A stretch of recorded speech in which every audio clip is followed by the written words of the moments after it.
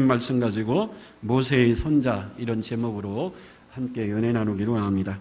우리가 계속해서 살펴본 대로 사사기 16장까지는 사사들의 스토리가 끝나고 17장부터는 이제 부록 같은 말씀이 등장하죠. 사사기 17장에 미가라는 사람이 등장합니다. 근데 미가가 어느 날 자신의 어머니의 돈을 훔쳤는데 어머니가 돈을 잃어버리고 너무 화가 나서 돈을 훔쳐간 도둑에게 저주를 퍼붓는데 아들이 듣기에도 너무 섬찟한 저주를 퍼부으니까 무서운 마음에 어머니한테까지 이실직고하죠. 사실 어머니 돈을 훔쳐간 사람이 바로 납니다. 어머니 입장에서는 깜짝 놀랐죠. 잃은 돈을 찾아서 다행인데 자기가 그토록 저주를 퍼부은 대상이 아들이다. 이 너무 끔찍한 거죠. 내가 퍼부은 저주대로 아들이 저주를 받으면 어떡하나. 일종의 미신에 사로잡힌 거죠. 그래서 재빠르게 여호와의 이름으로 아들을 축복해 줍니다. 근데 그것으로 좀 불안했죠. 그래서 아들이 갖다 준 돈으로 우상을 하나 만들어 아들에게 주었습니다. 근데 그 아들은 한술 더 뜨죠. 어머니가 만든 우상에 드라빔이라고 하는 우상을 하나 더 만들고 에봇도 만들고 가정제단을 만들어 섬겼습니다. 그리고 여호와께 복 받기를 원합니다. 너무 어처구니 없는 일들이 벌어지고 있죠. 근데 가정제단을 멋있게 꾸몄는데 제사장이 없죠. 그래서 미가의 아들 중에 한 사람을 제사장으로 삼았는데 마침 먹을 것이 없어서 떠돌아다니던 레위 지파의 한 청년이 이 미가의 집으로 오게 되죠. 미가와 어머니 입장에서는 이게 웬일입니까? 다 구색을 갖췄는데 제사장만 없었는데 레위 지파가 제발로 우리 집에 찾아오다니 이게 여러분 그렇죠? 뭐가 내 생각한 대로 착착착착 뭔가 잘 맞아 들어가는 것 같고 여호와를 섬긴다면서 우상을 만들어서 뭔가 찜찜하게 생각했는데 웬걸요? 제사장까지 제발로 걸어 들어오니까 이건 분명히 하나님이 우리를 축복하시려고 하는 뜻이다. 이제 그렇게 생각을 하고 그 레위 청년에게 1년 연봉을 약속하고 우리 집에 제사장이 될 것을 요구하죠. 이 레위 지파 청년도 먹을 것이 없어서 떠돌아다니고 있었는데 1년 연봉 먹을 것과 입을 것을 책임져 준다고 그러니까 얼른 허락을 했습니다. 그래서 이 미가와 그의 어머니는 일이 잘 돼도 이렇게 잘 될 수가 있나? 이건 분명히 여호와의 축복하십니다. 근데 성경은 뭐라 그러죠? 이스라엘의 왕이 없어 각기 제 소견에 살던 타락한 시대의 아주 대표적인 가정이 미가의 가정이다. 그렇게 성경은 오히려 소개하고 있습니다. 왕 대신 하나님을 거절하고 자기 마음대로 자기 생각대로 사는 혼탁한 시대, 타락한 시대의 시대상을 미가라는 한 집을 통해 보여주고 있는 거죠. 그리고 오늘 보면 사사기 18장에 더욱 과관인 모습이 등장합니다. 단지파 5명의 정탐꾼들이 하나님이 준 땅을 버려두고 자기들이 살만한 만만한 땅을 찾기 위해서 정탐꾼 5명을 뽑아 여기저기 땅을 정탐하게 했는데 이 단지파의 정탐꾼들이 하필 이 미가의 집에 들어온 거죠.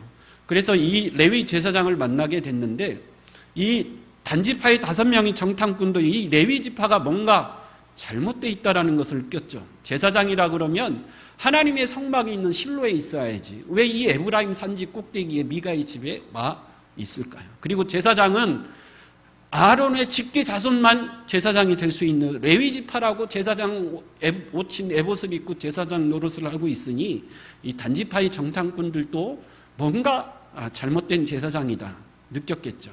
근데 자기들도 잘못돼 있죠. 하나님이 기업으로 주신 땅을 그 땅을 취하기 위해서는 블레셋과 싸워야 되고 그러려면 피를 많이 흘려야 되니까 그 땅은 우리 땅이 아니라 하나님이 주신 약속의 땅을 버려두고 우리가 쉽게 만만하게 얻을 수 있는 땅이 어디 있을까 이렇게 찾아다니는 자신들도 역시 하나님의 말씀에 불순종하고 있었죠. 피차 일반입니다. 서로 여호와 앞에 떳떳지 못하고 있었죠. 그렇지만 이 단지파의 정탐꾼 5명도 어차피 떳떳지 못한 제사장이니까 우리가 요구하면 들어줄 것이다. 우리가 가는 길이 여호와께서 형통한 길인지 한번 여호와께 물어봐 주십시오. 그러니까 이 레위 청년 제사장이 물어보고 뭐 할 것도 없죠. 6절에 보면 평안히 가라 당신들의 가는 길에 하나님이 축복이 함께 하실 것이다. 가짜 제사장과 여호와의 말씀에 불순종하는 이 정탐꾼 5명이 여호와의 이름으로 서로 축복을 주고받는 또 어처구니 없는 모습이죠. 근데 이게 웬일입니까? 이 가짜 제사장에게 축복을 받고 이 5명의 정탐꾼들이 길을 떠났는데 자기들의 구미에 딱 맞는 라이스라고 하는 땅을 발견한 거죠. 이 단지파의 정탐꾼들은 생각했을 겁니다. 이 레위 청년 제사장이 가짜인 것 같은데 뭔가 좀 신령한 은사가 있는 것 같다. 이 제사장에게 축복을 받고 갔더니 이 제사장이 축복한 대로 정말 우리가 생각하고 꿈꾸던 가장 만만한 땅을 찾지 않았느냐. 그래서 이 단지파에게 이 사실을 이야기하고 단지파가 그 라이스라고 하는 땅을 쳐들어가서 정복하기 이전에 미가의 집에 가서 이 제사장과 미가의 집에 있는 신상, 우상과 그 에봇까지도 다 빼앗아 자기들이 취하려고 하는 라이스라고 하는 땅으로 올라가는 모습. 이것이 오늘 본문에 나오는 스토리입니다. 여기서 우리가 먼저 생각해 볼 것은 우리나라의 박윤선 목사님이 이런 유명한 말을 했습니다. 만일 내가 당신이 기도하지 않았는데도 이 일이 잘 풀리고 성공했다면 그 성공한 일 때문에 당신은 더 크게 망할 것이다.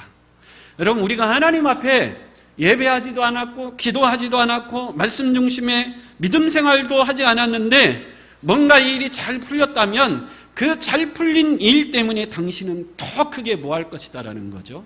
망할 것이다. 여러분, 아무리 일이 잘 풀렸어도 지금 내가 하나님의 말씀 따라가는 길이 아니라면 그 형통은 진정한 형통이 아닌 줄 믿습니다. 결국 망하는 길을 뿐이라는 거죠. 오늘 미가의 집안이나 단지파가 그렇습니다. 여호와께 복받기를 원한다 그러면서 우상을 만들고 우상 제단을 만들어 섬겼습니다. 너무 잘못된 거죠. 근데 형통하더라는 거죠. 단지파의 정탐꾼이 보기에 미가의 집이 정말 우상을 만들어 여호와 앞에 복받는다고 하고 섬겼더니 이 미가의 집이 정말 복받는 것 같아요. 그래서 단지파도 우리도 저 미가의 집처럼 우상을 만들어 여호와께 복받기를 원한다라고 섬기면 우리 단지파도 복을 받지 않겠느냐. 그랬더니 실제로 이 단지파가 하고자 하는 일이 형통하게 잘 풀리는 일이 생기더라는 거죠. 그래서 단지파가 결국은 저 미가의 집안에 있는 모든 것을 빼앗아 우리 것으로 삼으면 하나님이 우리 단지파를 12지파 중에 가장 복받는 가장 형통한 지파로 축복해 주지 않겠느냐. 그래서 미가의 집의 우상과 드라빔과 에봇과 그 제사장까지 다 뺏어가서 당신이 우리 지파의 제사장이 되어 당신이 우리 지파를 위해서 이 우상을 섬기면서 여호와의 이름으로 우리 지파를 축복하면 우리 지파가 12지파 중에 가장 복된 지파가 될 것이다. 근데 여러분, 이런 신앙을 가르쳐 소위 무슨 신앙이라 그러죠? 기복신앙이라 그럽니다. 기복신앙. 내가 하나님을 섬기는 유일한 이유가 뭐 받기 위해서죠? 복 받기 위해서요. 내가 복 받기 위해서는 뭐든지 상관이 없습니다. 복 받기 위해서는 여호와를 섬기든 우상을 섬기든 또 하나님이 주신 사명을 저버리든 하나님이 주신 기업을 저버리든 내가 말씀 따라 살든 말씀 따라 살지 않든 아무 상관이 없어요. 유일한 목적은 뭐죠? 내가 복 받고 잘 되고 형통하면 그만이다. 이게 기복신앙의 위험성입니다. 그럼 여러분, 내가 복 받기를 원한다. 그래서 여러분 실제로 복 받았습니다. 그럼 그 이후에 여호와를 잘 섬길까요? 그렇지 않다라는 통계가 있습니다. 여러분, 대개 1인당 국민소득 GNP가 15,000불이 넘으면 교회 성장이 멈춘다 그래요. 여러분, 우리나라의 GNP가 지금 몇 불이죠? 3만 불. 어마어마하죠. 선진국 반열에 들어섰습니다. 사람들이 잘 먹고 잘 살게 되면 더 이상 하나님을 찾지 않는 그런 시대가 온다라는. 그래서 우리나라의 GNP가 15,000불이 넘을 때부터 한국교회의 성장은 멈추기 시작했습니다. 잘 먹고 잘 사는데 더 이상 사람들이 예수를 믿을 이유가 없어진 거죠. 제가 요즘 동창들 친구들을 만나는데 어떻게든지 복음을 전하려고 애쓰는데 쉽지가 않죠.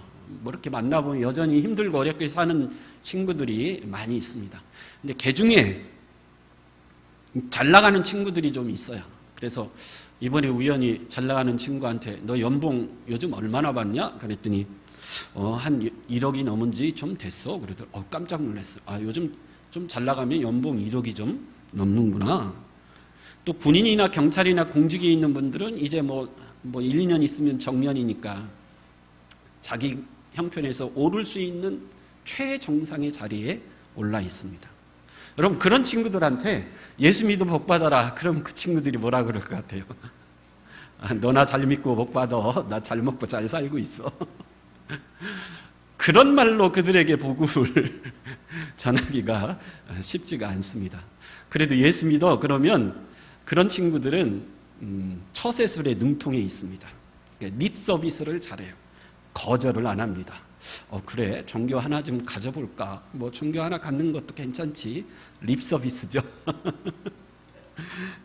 그래서 이런 친구들한테는 도대체 어떻게 복음을 전하면 좋을까 고민하다가 그래 지금까지 니들이 열심히 잘 살아서 지금 잘 먹고 잘 사는데 앞으로 니들이 죽을 때가 올 텐데 제발 죽기 직전이라도 예수 믿고 죽어서 꼭 천국 가라 그랬더니 애들이 벙 하더라고. 그래서 야 어차피 이제 다 죽어 순서 없이 갈 텐데 죽기 직전에 꼭 예수 믿어서 이 세상 잘 먹고 잘 살아서 좋은데 죽어서 좋은 곳에 꼭 천국 가야 되지 않겠냐.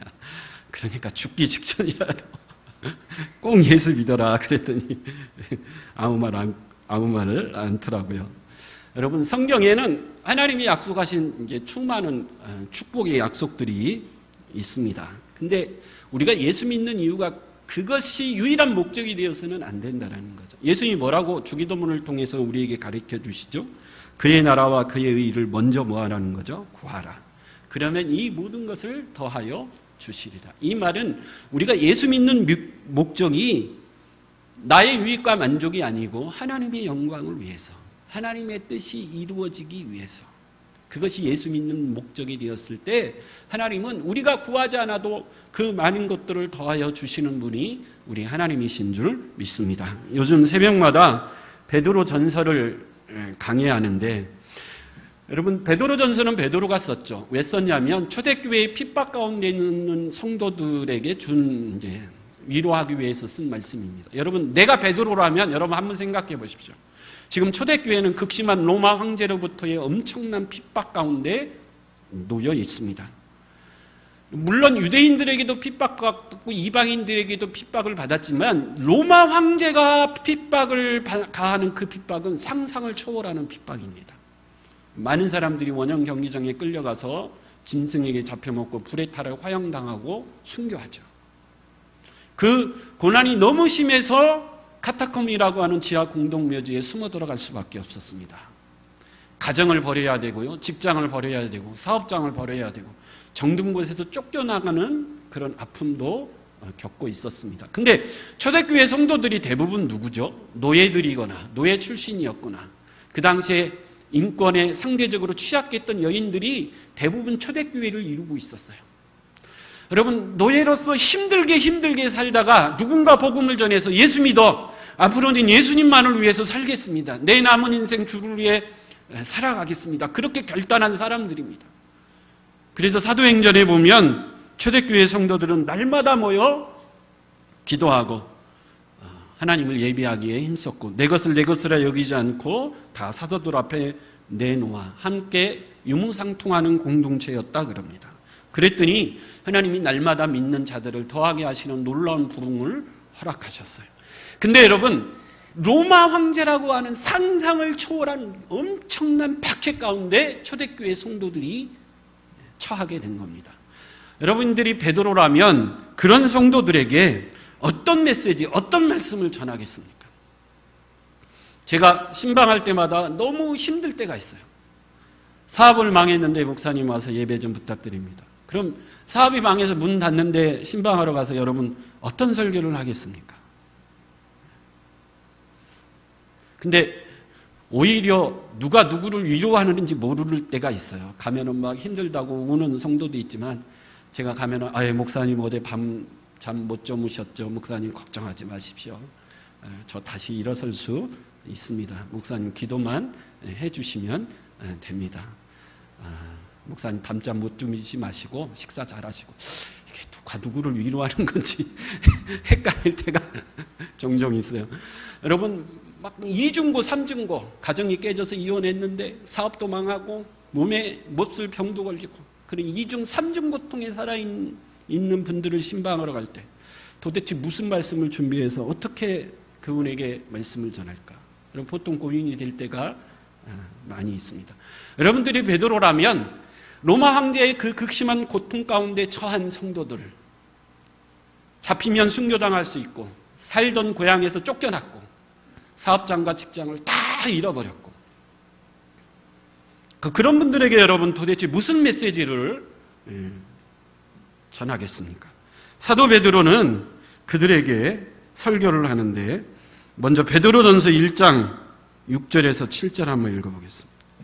베드로전서 1장 6절에서 7절 시작. 그러므로 너희가 이제 여러 가지 시험으로 말미암아 잠깐 근심하게 되지 않을 수 없으나 오히려 크게 기뻐하는도다. 너희 믿음의 확실함은 불로 연단하여도 없어질 금보다 더 귀하여 예수 그리스도께서 나타났을 때에 칭찬과 영광과 존귀를 얻게 할 것이니라. 사도 베드로는 그런 성도들에게 뭐라고 그러죠? 너희가 여러 가지 시험을 만나 잠깐 근심하지 않을 수 없으나, 여러분은 시험과 고난과 핍박을 만나면 힘들죠. 근심할 수밖에 없으나 7절에 보면 오히려 뭐하라 그러죠? 기뻐하라. 왜요?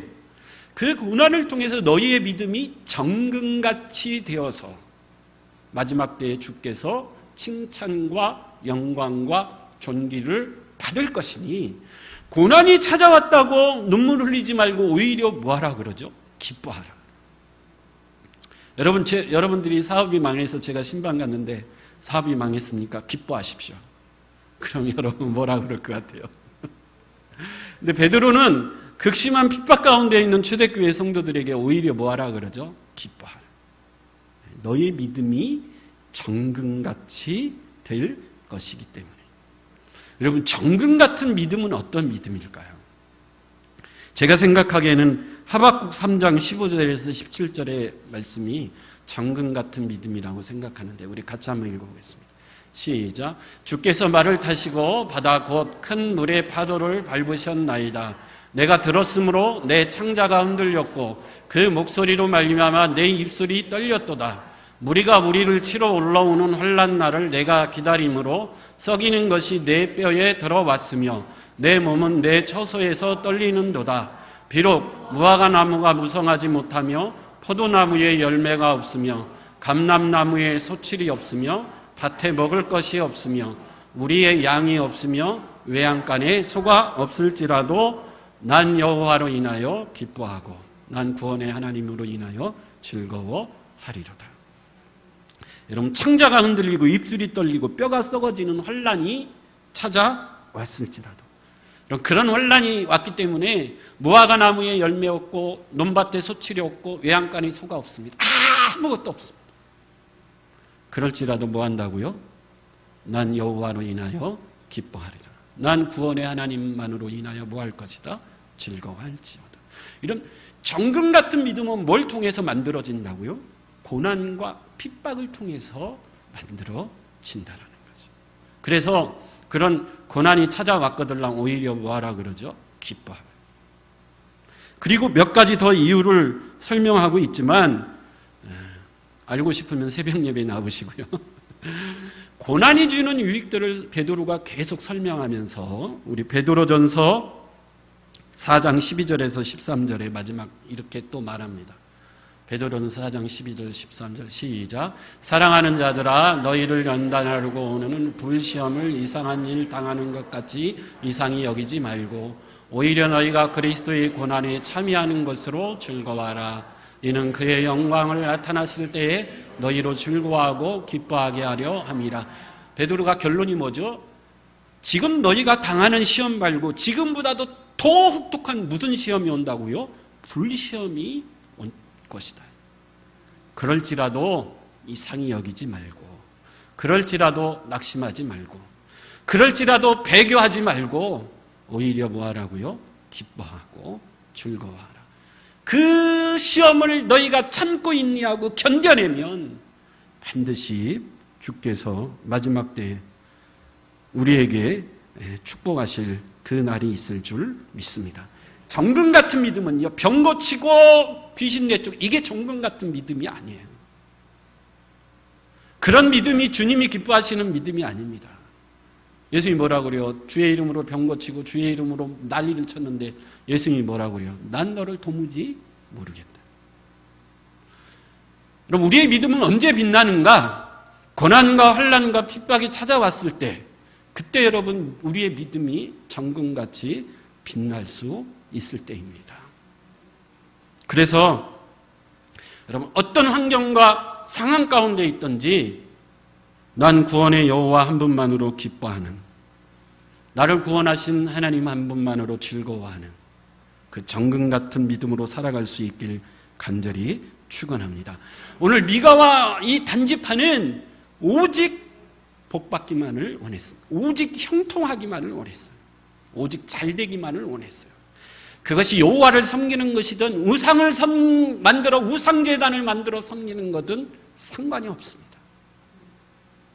저 미가의 집이 우상제단을 만들고 제사장을 세워서 여호와께 복받기를 원합니다. 그리고 봤더니 복받는 것 같아요. 단지파가 저 미가의 집의 모든 것을 빼앗아 우리 단지파도 그렇게 되기를 원한다.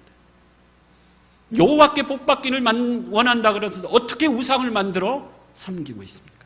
하나님이 제사장은 아론의 직계자손만이 될 수 있다 그러는데 어떻게 아무나 제사장을 만들어 에봇옷을 입힐 수 있겠습니까? 성경은 뭐라 그러죠? 왕이 없던 시대에 하나님을 왕으로 섬기지 않고 자기 소견대로 자기 생각에 옳은 대로 사는 악한 시대의 시대상이다. 미가의 집은 한 가정을 대표하는 것이고 단지파는 이스라엘의 12지파를 대표하는 것이다. 여러분, 그래서 단지파가 라이스라고 하는 땅을 취했습니다. 그리고 그 땅에 정착하면서 만족했을 거예요. 야, 이제는 우리가 거처할 땅도 마련했고 미가의 집에 있는 우상제단도 빼앗아 왔고 미가의 집에 있던 레위 제사장도 데려다 놨으니 이제는 이 땅에서 우리가 여호와께 뭘 받을 것이다? 복 받을 것이다. 12지파 중에 가장 복된 지파가 될 것이다. 그렇게 생각했을 것입니다. 그런데 성경은 그렇게 평가하지 않고 있다라는 거죠. 그래서 오늘 봉독한 말씀에 보면 성경이 아파하면서 기록한 몇 가지 말씀이 있습니다. 첫째로 우리 30절, 오늘 본문 30절 한번 읽어볼까요? 30절 시작. 단 자손이 자기들을 위하여 그 새긴 신상을 세웠고 모세의 손자여 게르솜의 아들인 요나단과 그의 자손은 단지파의 제사장이 되었다 그럽니다. 예, 드디어 먹을 것이 없어서 떠돌던 레위지파 미가의 집에 들어가서 미가 집의 제사장이 되었고 단지파가 빼앗아 갔던 그 레위지파 청년, 그 청년의 이름이 드디어 나옵니다. 그 이름이 누구라고요? 요나단인데 이름이 중요한 게 아니고 이 요나단이 누구라고요? 모세의 손자 요나단이라 그렇게 기록하고 있어요. 모세 그러는 우리도 다 좋아하고 우리도 다 존경하는 인물 아닙니까? 이스라엘 백성들도 다 존경하는 인물이 모세예요. 근데 모세의 손자 요나단이 뭘 섬기고 있어요? 우상을 섬기는 일에 앞장서는 아픔을 오늘 본문에 기록하고 있습니다. 이건 이스라엘 백성들에게 충격이죠. 그래서 오늘 본문에 보면 모세 그 이름 옆에 작게 뭐라고 써 있어요? 1번 이렇게 써 있습니다. 보이세요?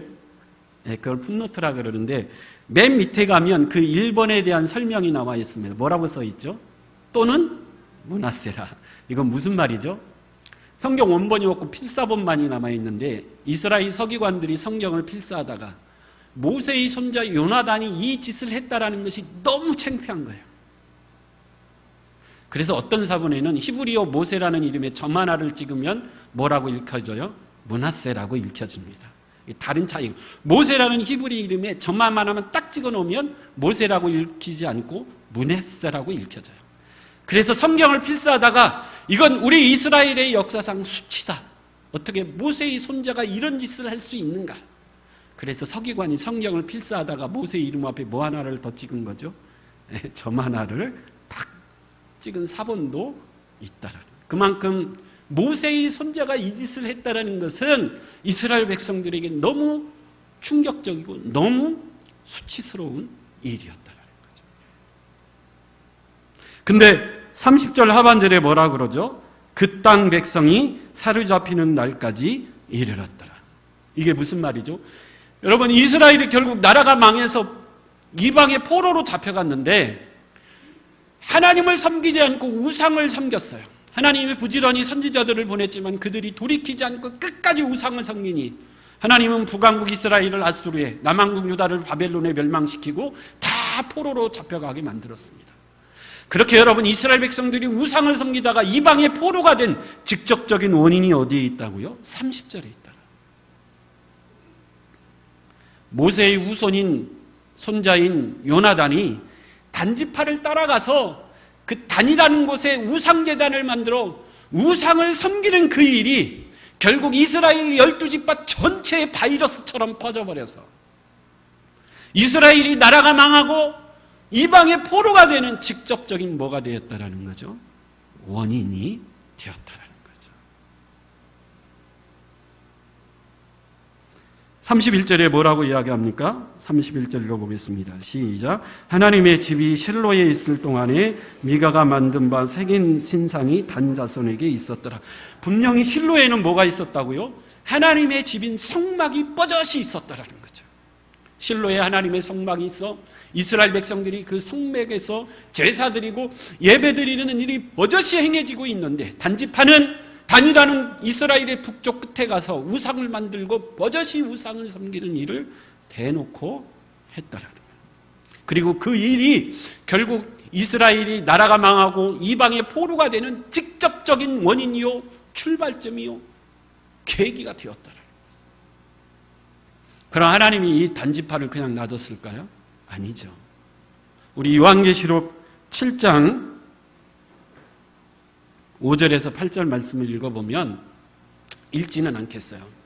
이 말씀은 이제 천국에서 이스라엘의 12지파를 이야기하는 말씀인데 이 계시록에 나오는 12지파의 이름에 단지파가 있을까요? 없을까요? 빠졌습니다. 단지파는 하나님 보시기에 천국의 아름다운 유업을 누리지 못할 지파라는 거예요.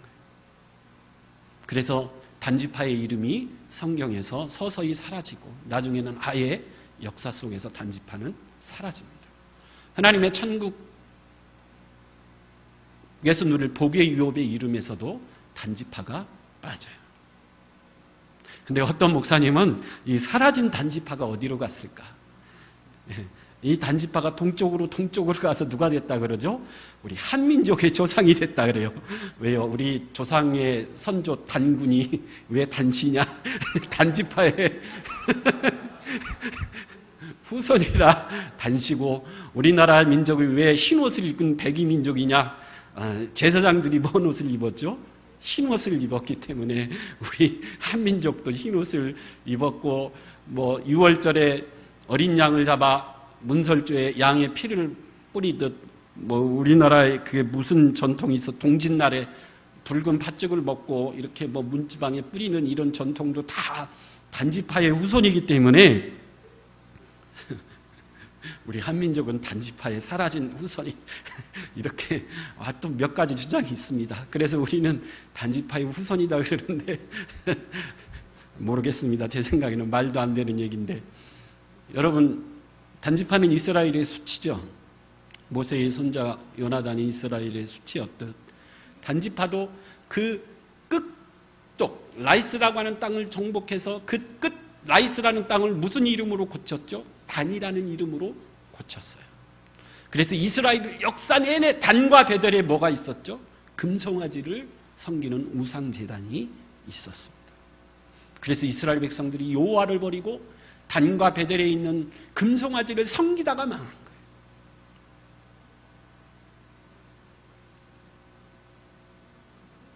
여러분, 오늘 이 17장, 18장의 말씀을 우리가 이제 생각해 봤는데, 결론으로 17장, 18장을 통해서 하나님이 사사시대 말기에 온전한 사람이 아무도 없다라는 결론이죠.